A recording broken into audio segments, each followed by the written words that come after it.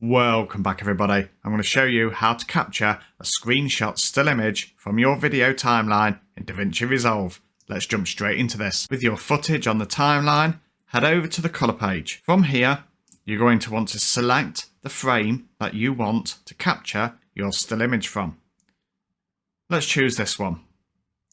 Right click and left click on the grab still option. You'll see that the still appears in the gallery over here. Now, a pitfall often is that the gallery isn't open.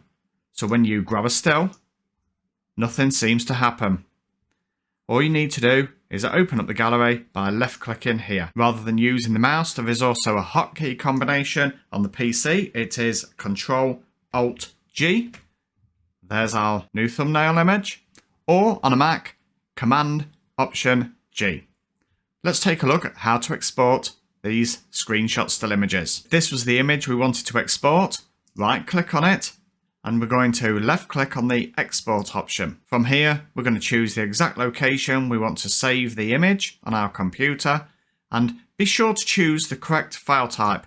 Sometimes it defaults to the DPX files, which is going to be no use for you to use to create a thumbnail.